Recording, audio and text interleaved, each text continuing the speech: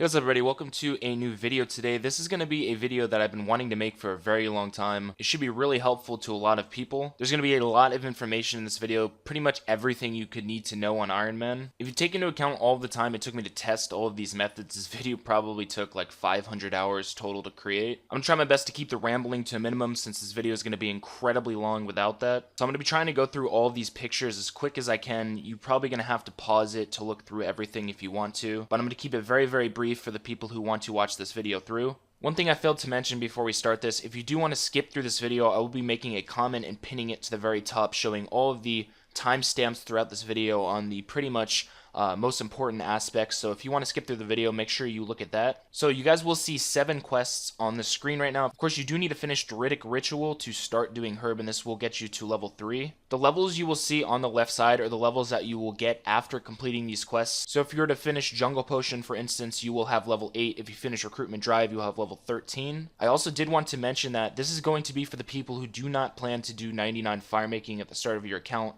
If you do 99 firemaking from Wintertod at the start of your account, you're going to have a lot of seeds and you should be able to get your herb level pretty high. But regardless, once you finish doing 99 firemaking, you should start doing these quests in order anyway. It's just that the level on the left you see will be different for you. So starting at this point, you will have 26 Herblore if you have completed all of the previous shown quests. The next thing you're going to want to do is do the quest Throne of Miscellaneous and then do the quest Royal Trouble right after it. What this is going to allow you guys to do is access your kingdom. Kingdom, basically what you do if you don't know what it is you can put workers on certain things and they collect resources for you every single day. Now when you start managing your kingdom, 100% the most important thing is to have 750k coins in your coffer at all times. If you have 750k in there, you will be able to get max resources per day. If it drops below that, your resources are going to start being pretty bad. And you also need to add an additional 75k per day. So if you were to have 1.5 mil in your coffer, that will give you 10 days of kingdom. What I recommend is actually putting 10 workers on Herb, since it's going to be the most important thing, and I'd actually leave it on 10 all the way through your account.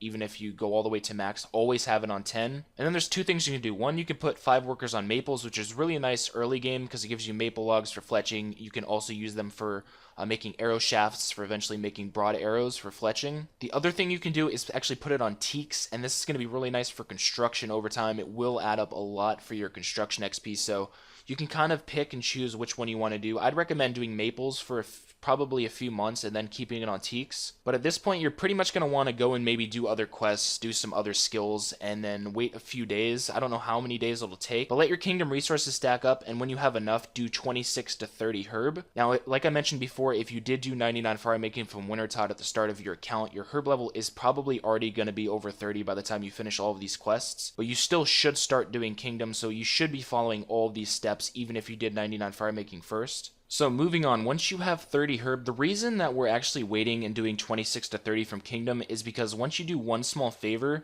the lamp rewards that you get from the end of that, you need level 30 in a skill to be able to use it. So even if you finish the quest, you won't be able to use the lamps. But do one small favor, it will give you 20,000 XP from the lamps, and it'll get you up to 38 herb. After that, do Edgar's Ruse, it'll give you another 11,000 herb XP, get you up to level 41, and then do My Arm's Big Adventure, which will give you another 10,000 XP and get you up to level 43. Some of these, I believe, will also give you a lot of farming XP. Now, some things worth noting here, every single lamp that you guys receive in the game, even with the books that you get from, like, you know, that random event with the questions and everything you have to answer, use everything on Herblore. So if you finish diaries, use those lamps on Herblore. The genie lamps, quest rewards, everything should go into Herb. Don't like think, oh, I hate rune crafting, I'm going to use it on rune crafting. Trust me, in the end, everything should go on Herb, or you're going to hate yourself because this skill takes forever to get to 99 on an Ironman. So pretty much once you reach the 43 herb mark from finishing all of these quests, there's really no other like route you can kind of take. You pretty much just have to do a bunch of random things as you go out maxing your account. But I did want to give you guys some tips for herb runs because you're going to have to be doing these a lot. There's so many herb runs you have to do for 99. But the first thing is the Lunar Spellbook.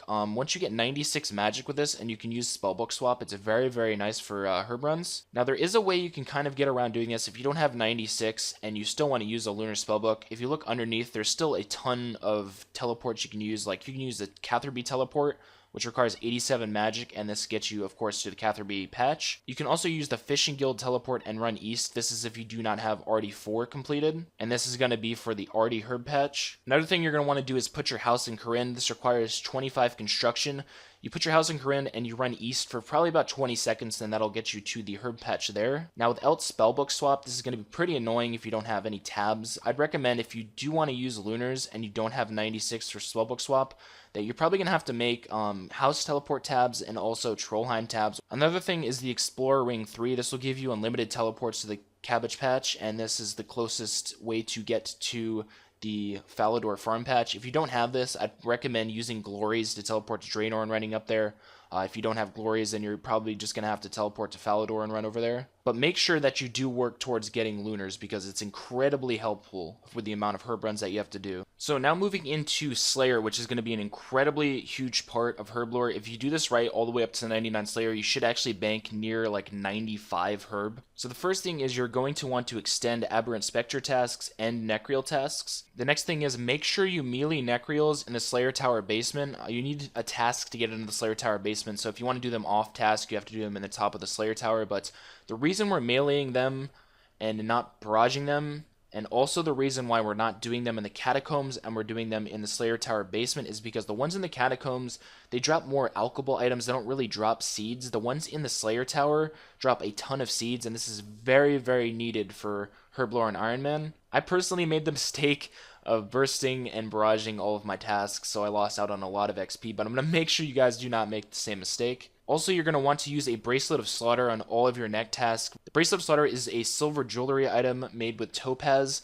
and it pretty much gives you a 25% chance of when you kill a Slayer monster, it doesn't count towards your task. So if you get like a task of 150 necks or something, if you use a Bracelet of Slaughter on all of the kills, there's a chance it could be like 250. Another thing you want to make sure you do is you do not skip or block cave horror tasks. I wouldn't recommend extending these, but I do recommend that you do them because they do drop a lot of seeds as well. And the final thing is you're going to want to unlock the herb sack. Don't prioritize this. There's a lot of other things that are better to buy first. This is probably one of the last things you're going to want to buy, but it is still worth getting, especially for the extended Abbey Spec tasks. It's incredibly nice for that. The biggest thing I can tell you guys for Slayer, like I mentioned before, is make sure you do not burst or barrage Nechryaels, and make sure you do kill them in the Slayer Tower. So now we're going to move into some miscellaneous tips that are very, very good to know and will help you out a ton. I'm actually going to be showing you guys how to do some of these in game and where they're located as well, so you get a more visual guide to this. So the first thing is pineapples for super compost. I'll show you guys on the screen right now what you do. What I recommend doing is there's two things you can do. One, you can buy pineapples from the charter at Port Gazard when you're banking all of your supplies to get your crafting up with like the soda ash and buckets of sand. Another thing you can do if you don't want to take that method or you run out of pineapples is just buy them from Catherby. It takes 15 pineapples to put in the compost bin, and it takes an hour and 30 minutes for them to turn into super compost. Pretty much after that, all you have to do is open it up and use your buckets on it, and you'll get super compost. Make sure you do this if you're doing early herb runs, because super compost is a huge difference over normal compost. Another thing worth mentioning is ZMI to get runes for lunars. It's probably not the most efficient thing to do. I know lava runes are probably a little bit more efficient, but ZMI is still really, really nice XP. It gets you a lot of law runes, nature runes, cosmic runes, astrals. So the next thing on here is the Narda NPCs. There's actually two of them. I know it kind of makes it look like there's only one with this picture I have on here, but one of the NPCs will actually make unfinished potions for you. If you bring them noted herbs and noted vials of water, you also need to pay some GP for them. And you cannot do this unless you have the Desert Hard Diary. And the next one is actually the NPC really close to, I think it's like a kid NPC, but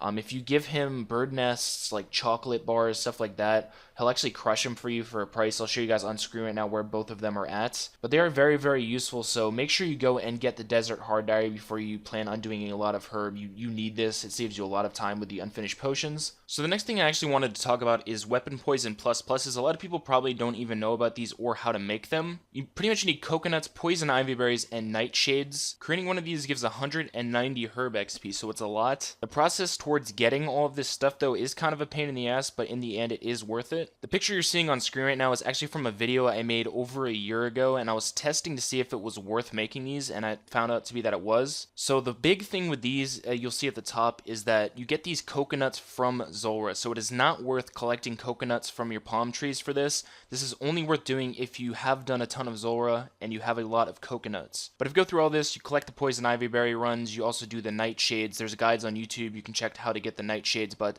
this comes out to be about 37k herb XP per hour. So if you get coconuts from Zulrah, consider looking more into this and making these. So the next thing we're going to be talking about is Master Farmer. So I would not recommend doing these if you want Herblore XP. You do bank a lot per hour, as you'll see on here, 70k Herblore XP banked per hour if you have 99 thieving. But there's still better ways to get Herblore XP, so like I said, I do not recommend this if you're trying to go for 99. However, if you're looking for prey potions because you boss a lot, this is the best way in the game, period, on Ironmen to get prayer potions. If you're on 99, you will be getting on average 20 Raynar seeds per hour here. When you do this, make sure you are using the Master Farmer north of Artie. If you keep following it around and pickpocketing it for a while, you'll eventually be able to actually trap it in a corner by the house.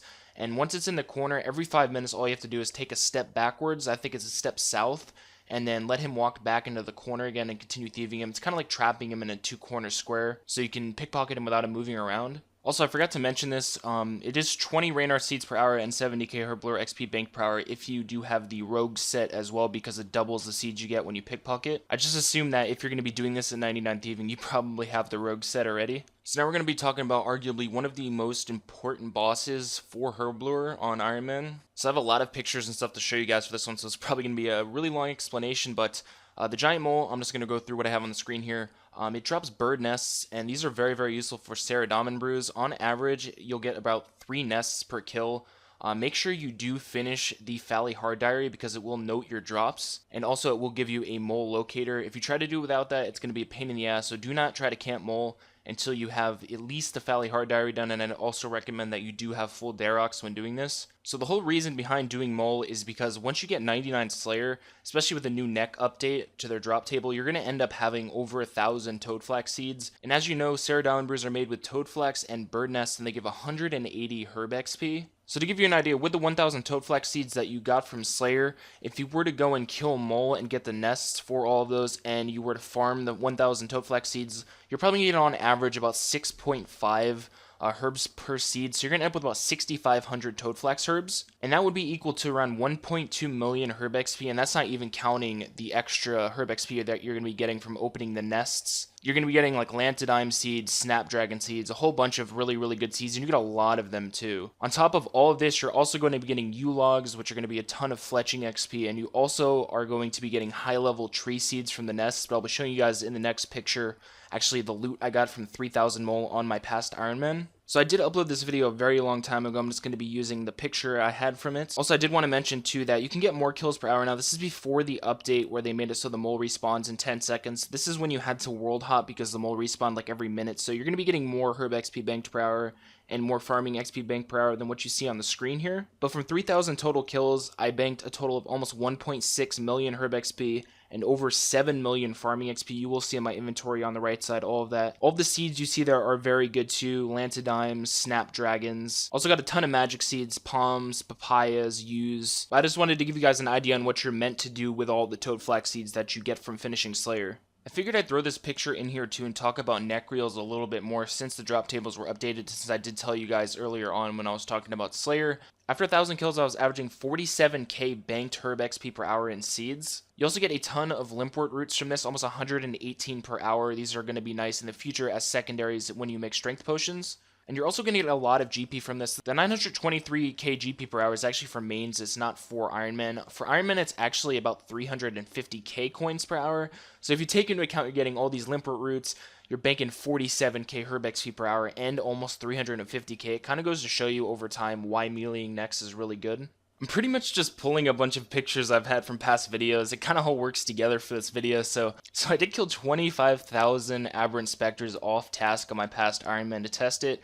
I got 4 million herb XP from it, and on average is about 164.4 herb XP per kill. This is 100% not worth doing off task anymore, but I did want to show you guys, since earlier I did as well with Slayer, recommend that you do extend this task. If you look at my inventory, this is pretty much the reason you want to extend that task. They give a ton of herbs and a ton of seeds. Also, this is really weird to mention here, but I'm not going to be showing you guys a whole thing on Zulrah, since for Zulrah it would kind of be like on a farming guide, since you kill Zulrah now for banking 99 farming. And the whole thing for herb related with that is getting the coconuts, and I already went over that with the weapon poison plus pluses. So that's pretty much going to do it for this guide. I was thinking about actually showing you guys all of the best ways to collect secondaries as well, but I think that would be better saved for a separate video on how to separately collect all of those, since that'll probably end up being like 15 minutes on its own, and I don't want this video ending up being like 30 minutes long. So in summary, if I could give you guys a quick sort of of guide on all this because I know it got pretty jumbled towards the end. I just wanted to show you guys all of the late game methods that people use to get their Herblore up. I'd do all of those quests. I'd start Kingdom, and like I said, that would get you to, I believe, like 43 herb. After that, I'd work my way towards getting to 99 Slayer. Once you hit 99 Slayer, I'd use all of those farming tips I showed you guys. Start farming all of your herbs, and then slowly start working towards Zora, using the coconuts to make the weapon poison pluses as you go along. And then once you finish doing Slayer, I'd go and camp Mole for probably about 3,000 to 4,000 kills depending on how many Toad Flax you have. And by that point, if you continue farming all of the seeds you got from Slayer, you should end up being like 95 or 96. If you do not have enough to get to 99, I'd actually recommend that you guys probably go and camp Nechryaels off task, because it'll get you a solid amount of GP and it is a lot of herb XP banked per hour. I really hope you all enjoyed this video. It took a lot of time to make, not even just all the Photoshop pictures, but everything in general, making sure everything was correct. So if you guys did find this video helpful in any way, I'd really appreciate it if you could leave a like on it. I am back on my Hardcore Ironman. I have about 6 minutes recorded on it right now, so I'm hoping to post another video in a few days. I do hope that you guys found this video helpful. I hope it helps you out with Herb. If you do have any questions or anything I missed, be sure to let me know in the comments, and I will see you guys in the next Hardcore Ironman video sometime in the next few days.